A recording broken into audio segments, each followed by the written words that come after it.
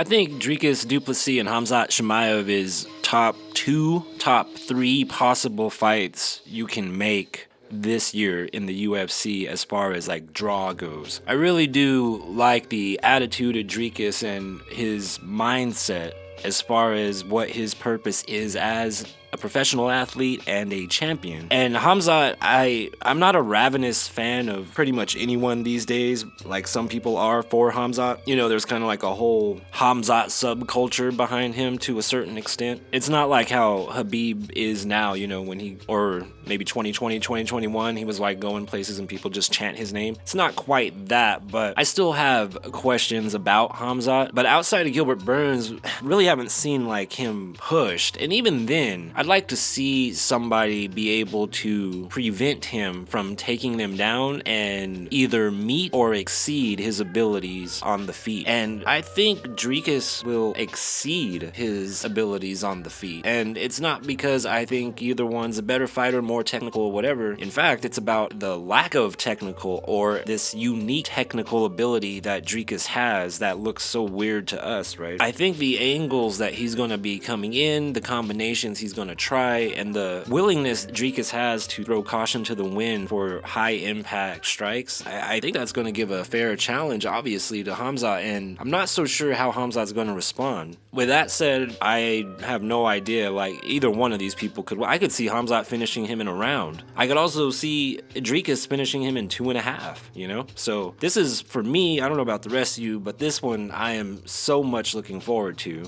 and it is going to be on August 16th, so we don't have to wait very long. This is the first of many, many good fights that came out. Now, a lot of people spent from January to 3 days ago talking about how washed the sport is and how bad the sport is, and UFC's terrible. Man, it's not like the old days. But you're kind of being fake, in my opinion, if these fights get announced and then all of a sudden the rest of the year is great to you for UFC. I'm not saying we've been spoiled with great cards all year every weekend. Obviously that's not the case, but you can't like call a sport dead and then get excited for these fights. And in my opinion, man, it's kind of like we knew these fights were going to be coming, some permutation of them at least, but it's just about patience. And maybe some people watch too much MMA, I don't know. Just to see what happens with this fight is what gets me so good, because it's not so much, this isn't like great theater for a press conference if you ask me. Khamzat's not very powerful or impactful in conference situations or even like interview situations. I don't have a problem understanding his accent at all, but the fucking volume he talks at is just so low almost always. He's only yelling after a fight, you know what I mean? It's very hard to, he's like mumbling English in a deep accent, so it's hard to understand him. It's very irritating in my opinion. Also, he had a child, so like he has kind of calmed down a little bit. He said so in previous interviews for the last fight he was just in with, who the fuck did he fight last? Whitaker. Yeah, he was real calm. Maybe it was because Whitaker's also someone he likes. I don't know how much he likes Dricus du Plessis. I've seen a few, you know, shots back and forth, but we do know Dricus will go full jock crypto bro alpha male on his opponent, right? And that's the type of guy, that type of persona is one that no one can defeat. Like not a Kobe persona, not a Khabib persona, not a Khamzat, a Kamaru, not a Adesanya, not Strickland, not even Strickland, because he doesn't give a fuck and will say whatever because he's that confident. Like confident in the sense of what his thoughts are of his opponent, even when he's telling jokes. Hope that makes sense. But this fight, I absolutely cannot wait to see. Free base and cocaine, as far as that goes, I don't do it. Now,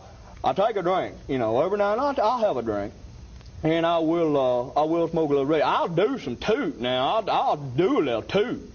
You know, if somebody give it to me, offers it to me, I mean, you know, you just, it sounds polite if you don't. So I do a little toot, somebody offers it to me, but Tabatha Ricci and Amanda Ribas will be fighting July 19th, and that will be UFC 318. That is International Fight Week. I'm gonna take a look at the UFC rankings real quick for old Ribas. If you're subscribed to this channel or you came through here once or twice for the women's divisions of UFC, you know what my thoughts are on Amanda Ribas. And we can put all of that stress to rest because Amanda is only in one division now. Thank you. That's how it should be. Quit with juggling, especially if you're not a top elite contender. I say if you're not a champion, you shouldn't be able to do that, but even champions, it's questionable. So this is for Ricci to go ahead and jump on in, possibly even to the top 5. You know, it's possible that if Ricci was to do something, first off, she gets a W, she'll take Ribas' spot maybe, right? And if you say no, you can see how others have ranked up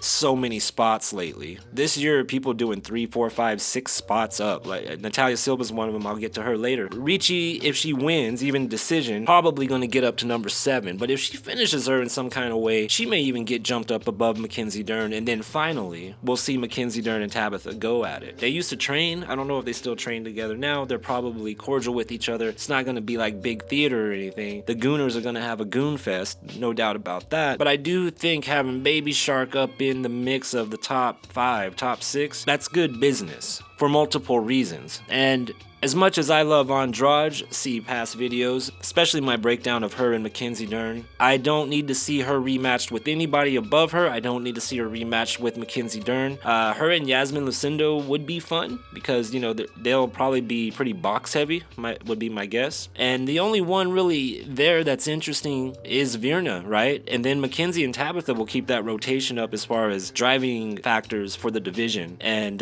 guess we're going to see what Wiley does. And you know what? I'm going to stop it there because I could go on about these divisions for about 4 hours right now just looking at the rankings. Tabatha and Ribas is a good fight. I do think Ribas will probably be able to move around Tabatha more than Tabatha will be able to do it to her. Ribas is dangerous, sometimes unpredictable. See will kick on Luana Pinheiro, but if Tabatha can close the range, she'll probably pull the victory. I just hope it's not on the mat, just wrestling about, not many submission attempts, no ground and pound. You know, Tabatha is a hyper athlete. I follow her training routines, man, and it's pretty up there. It's up there with like Wiley's training routines. Very cool stuff. She doesn't implement what I see in her workout routines into the fight. There's not what I mean to say is there's not a very solid translation between the two, performance versus practice. And if she can dial it in, man, I think she could be a little savage, and it would be really nice to see a personality with such marketability and likability get up in there for some main card action against these top 5, top 6 hyenas. I started drinking at 6 a.m. and we're here now. I don't know what time it is, but I'm rolling deep. Tracey Cortez will be fighting Viviane Arujo. That will also be June 28th in Las Vegas, UFC 317. Same card as Juliana Pena and Kayla Harrison and Sean O'Malley, Merab Dvalishvili. So this is to kind of put up Cortez. It's very important she wins this fight. If she loses, she's cooked goods as far as being a contender goes. Marketable if for the goon culture, of course, and also for the Hispanic culture, also in the Southwest here, represent New Mexico, Arizona. She's not from New Mexico, but we're neighbors and I love Arizona. So it's critical she wins, man. She's done some podcasts. She's, you know, set the thirst traps, but she hasn't set the skills. She looked not what she did not look awesome against Rose, in my opinion. I'm not saying Rose looked awesome at that fight either. I can't remember how many fights ago it was, maybe 3 or 4. I think it was right before Jazz Adavicius that I saw like a turning point in Cortez, and then it kind of went into a lull a little bit. Didn't understand it. Now she still has like entertainment value. The things with Jasmine that happened in there when she accused her of pulling the braid, things like that are interesting. She can never ever do the cutting the hair to make weight and then hold it on the scale thing ever again. That doesn't matter. But if Viviane wins, it's kind of a nothing fight because Viviane is certainly not going to be a contender for the title. And I don't believe, I used to be a big fan of Viviane Arujo. She's not someone I hate on or anything like that. But she has no business in the top 10 here, you know? And that's just what it is. I don't see her pushing anybody down. Maybe her and Andrade can fight and eliminate each other at the same time from this division. Cortez gets it. She gets a little bit deeper into the top 10, and I don't know where she would even go from there at that point, but this is a fight for her to try to level up her skills. Hopefully that's what she's been working on. I would like to see Cortez get in some more spotlighted fights, as she can bring the drama, and honestly I did think they were going to book her and Karine Silva after Karine Silva didn't have a very impressive performance either last time she was out. This gotten thick, and they say it's called a mix. And I'm asked how much I've had her. I say I lost count at 6. Flashing lights go in and out. UV gloves like Mickey Mouse. Asian chicks avoiding Vicks from B-boys staring at their tits. Ilia Topuria and Charles Oliveira are gonna fight for the vacant lightweight title. And I do love this fight. I am surprised it's not interim lightweight title. And like everybody else, yes, Islam and Ilia would be a super fight. I'll get to that in a second. But the fight with Charles and Ilia, look, man, I'm gonna say right out, I think Ilia is your new lightweight champion. I do think that happens. I don't believe Oliveira is going to be able to deal with the hands and the power of Ilia. Quite certain, and I think to most people it's obvious, I'm not saying anything mind-blowing here, that the power is going to translate, the speed is going to translate, and the fight IQ is going to translate. Ilia is dead set on manifesting his dreams, and when you get these types of fighters, they are dotting all I's and crossing all T's. I don't see Charles even getting a takedown on Ilia. I really don't. I have no dog in this fight as far as gambling goes or who I'm a bigger fan of or whatnot. I've always loved Charles Oliveira, and I love watching somebody like Ilia do something so unimaginable. I'm very interested to see what they look like face to face, in the octagon, even, during weight cuts and whatnot. But I'm gonna expect Ilia to be a little thicker. And I honestly, dude, I expect Ilia to be the stronger of the two. The technique goes to Charles as far as I can tell, because we haven't had to, at least I haven't. If you guys can correct me, but I haven't seen much from Ilia on the ground for his technique, you know what I mean? Like, what happens if Charles Oliveira gets him on the ground somehow? Now then I think Ilia's in big trouble, you know what I mean? But maybe not. That's what makes this fight so fucking awesome. I'm not mad at it at all. Just kind of surprised it's actual vacant because Islam said he wasn't gonna vacate.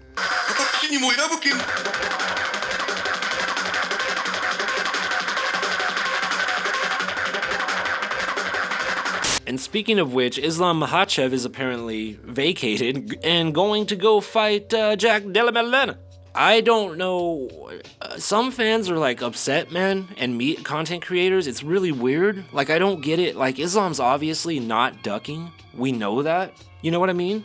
Like, is something I'm missing? Like, we just say shit. Oh, Islam's scared. Just that's how we're expressing our frustration, and I'm supposed to accept it's not real because, like, dude, obviously none of these people are scared of another fighter. And why would he duck, man? Like, I would like a fan that is telling the world on X, signaling out, oh, Islam's ducking, to please explain why, okay? It's not the same thing at all, not even remotely close to what's going on in the heavyweight division. What I am seeing is two dudes who are just elite and excellent at what they do, trying to go for further greatness. And it's like, yes, dude, I want to see Islam and Ilia, especially if Ilia takes out Charles, like finishes him. We gotta see that. But why does Islam have to put his shit on hold so Ilia can get his? You know what I mean? The other thing is, obviously, a lot of people have brought this up. Keep putting these guys moving up against Islam. Islam is like Khabib, and I don't know how many of you were around during Khabib's ascent. Probably a lot, because that's about the era there was another big boom in MMA for the characters that were around and what they were doing. Khabib always wanted to fight the best, like not the best, like who's on the top and most relevant on Instagram. Like, they look at the fight game completely different than what Ilia's looking at it, but they have the same goal. It's pretty incredible storytelling. Personally, I run into a little bit of a hiccup here, man. I'm not so sure Islam gets it done against JDM. I really don't know, man. JDM looked incredible. And if he's that focused and if he's using that footwork and he's moving side to side, and he's sticking and jabbing, dude. I can't wait to see how Islam plans for that. You know what I mean? How he reacts to it in real time, how he adjusts. Some people don't believe Islam is big for lightweight. I don't know, dude. He looks big to me. Bro, the dude's shoulders are like the size of Yamaha 5 1/4 monitors. I mean, they're enormous. And I mean the whole speaker, the box too. They're enormous. They're almost as big as his goddamn head. I don't think Islam's going to look diminutive against Jack Della Maddalena. Alright? I can't wait to see that fight, man. I can't wait to see that fight. Because now you got, ladies and gentlemen, and this goes to the complainers more than anyone, and I'm not even insulting you for complaining. Everyone had rights to have their frustrations and still do. I get it, it's all good, that's not the point. Now you have the huge elite storytelling with the right people for the rest of the year, man. If Islam were to beat JDM, and Ilia gets it done against Oliveira, dude, they've been heating it up. They've been heating it the fuck up. And now it's twice as more interesting already. The fights they've only been announced what actually was going down. Well, JDM and Islam isn't official, but you get what I'm saying. We could see an end of the year fight, Islam and Ilia, dude. Like, I mean, with the story involved with it, man. Who the common opponents that they have or will have at that point too. That rich storytelling, bro, that is when UFC is at its hottest. That is when it's at its hottest. El que marca pasivo tiene que acabar rápido la jugada Antonella. Uy, qué sombrero Antonella y otro sombrero Antonella, qué golazo, Dios santo. So I don't think anybody should be complaining anymore. Specifically, I'm talking about the UFC's fight schedule in the years. Bro, not every card in between all this shit that's gonna play out is gonna be able to be dope, right? But we got bangers all sprinkled out everywhere. I do think Joaquin Buckley, Kamaru Usman is gonna be better than what people are thinking. I could be wrong, of course. Everyone is so convinced that Kamaru's knees are just gone and there's no hope for him whatsoever. I don't feel the same way. Maybe you're right. I haven't been following his gym or visiting him to check out his knees, so I don't fucking know. I don't watch that ridiculous podcast. I got a lot of respect for Kamaru Usman, though, and Joaquin Buckley. I used to hate Joaquin Buckley, bro. But now, this guy has kind of settled down. What I liked about him when he first came out, like, someone interviewed him, a female, and he was very respectful, like, yes, ma'am, this and that. I was a manager at Walgreens, real humble and quiet. Then he got loud and obnoxious talking to Cub Swanson and fucking the dude I used to talk about when he called him out, and then he was making crazy call outs and whatnot. And of course he had that knockout that blew everybody away. Thought he was going to be a cringe lord with some of his social media antics. In some ways he still cringes me out. I don't like his YouTube channel at all, but dude, he's got a lot of ability and a lot of promise. He could very, very much so win this fight, but I feel the same way about Usman. But we got Jamahal Hill and Khalil Roundtree. Depending on which Jamahal comes up, this could be a great fight. This one interests the hell out of me as well. There's some little bangers here. You know what I'm saying? Sprinkled out for the rest of the year, at least until October. Rafael Fiziev and Ignacio Bahamondes. That should be a banger. In Rafael's home country. Good times, dude. The announcement of Robert Whittaker and RDR. Very quick turnaround. This is a very important fight for both, and I can't wait to see that either, man, because RDR looked so good against Bo Nickel. I understand it was Bo Nickel. I understand that. And I understand people are going to say Bo Nickel sucks. I get it. Fine. Great. I've seen RDR many years before the Bo Nickel fight, and that was the older version of RDR that I have seen before. That was awesome. So let's see what Whittaker has left, and let's see what else RDR can give us. Dude, these are just badass sprinkled fights that I'm mentioning off the top of the dome real quick for you. But in my opinion, it feels like we can kind of kick our feet up and have more fun with the UFC instead of being so upset about it. Not everything is great, but you gotta give time for these kind of things to turn about, man. He said, "Now that's how long you in for?" He said, "Ever." Now you know for a long time, you take the 4 off that motherfucker. Natalia Silva defeated Alexa Grasso, and Alexa Grasso for some reason looks like a shell of herself. And I can't help but think it has so much to do with the time between Noche 1, Noche 2, how Noche 2 was promoted, who main evented. I think all of that comes into play for Alexa Grasso, and we do have to be real here. Like, I think this is fair criticism, and I also think it's quite logical, man. I made videos about this. Some of them I think I have taken down, but I made a lot of videos about how Alexa was promoting Noche, but she wasn't even the star of the show, you know? She was up, 5 in the morning or 5 p.m., whichever it was, overseeing the illumination of Sphere with the Noche graphics holding the custom belt. I remember Spanish Latin media getting excited and trying to emphasize Noche and Alexa going in as the champion, but all of it was just kind of like squashed. Like, that wasn't the focus really as far as the promotion went, or the fandom. The fandom didn't like it either. And there was a lot of, you could have made Noche 2 not at Sphere, or like maybe Noche 2 was in the wrong place at Sphere. Maybe it was too soon, or just not the right venue altogether. Maybe it lined up in the wrong way. But without going too deep into all that, at least for now, maybe I'll revisit Noche 2 in a few months or something on a deep dive. But I think Grasso really got deflated.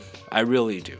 That's just, I think her belief in her upswing and momentum had question marks alongside it that was just paralleling the whole trajectory. And it turns out, at least in my opinion, they are justified questions to have. What she was trying to do was very genuine, the representation of women and Mexican culture in Mexico and all this. And I think at some point she had kind of like a head clash with what she saw, how it was going down, and what her interpretation was. The interviews for Fight Week against Natalia were just not, it wasn't the same Alexa. And if anyone feels different or has any ideas of why that was happening, please let me know, because that was disappointing. As far as Natalia Silva goes, there's a car alarm going off, and it's not mine, outside of my house, so hold on. Now there's a dog howling with the alarm. Awesome. As far as Natalia, you would think I live in a damn farm, bro, but I don't. As far as Natalia Silva goes, I think she's going to get a lot of hype behind her. She's marketable. She's got a bubbly personality. She knows when to pour it on and when to pull it back. Her personality and her social media game is what I'm talking about. She's gone through tragedy recently, losing family members. She's got technique, taekwondo and kickboxing, footwork, and keeping range. She's good with it. She's tough. She can take a punch. She can take a kick. Will she be facing Valentina next? I don't know, dude. I do want to give her flowers, though, because she looked great, and I love her energy, and it's really cool to see her as the #1 contender now. I remember when she entered the UFC watching her fight, and she wasn't even in the top 15. This is just really cool to see. Her ascension was very awesome. It was awesome to see Grasso's ascension as well. It's very unfortunate, whatever is going on with her. I do hope it gets corrected, and if it's anything outside of fighting, I hope she heals. In my opinion, Silva should get the next title shot. These two women, Wiley and Valentina, have been clearing everything out, except for the one little loss by Valentina. It's all good. However, there are a couple more, right? If Tabatha's on the ascent after Ribas, Dern is sitting there. They're being very careful with what they do with Dern next. We'll see what happens over the next 2 months or so, but I think Dern will fight at the end of the summer, maybe something like that, early fall. Who she's gonna get is what's gonna be so interesting because of how much rotation has gone around, right? Jillian Robertson's on her way. This is great stuff. My point is, I don't want to get sidetracked, like I said earlier. My point is, there are fresh faces and a lot of marketability for both divisions. At this point, I don't think I need to see Valentina and Wiley throw down right away. If they have one more fight each, then let's do a super fight, I guess. But Wiley, Virna, Dern, Ricci, possibly Robertson, those are all interesting to me. I don't think she will fight that much longer for 5 more opponents. That would be awesome, but I don't know we see Wiley that long. As far as Valentina, who fucking knows, dude? She may fight 15 more times. I don't know. Hey, I'm not surprised, motherfuckers.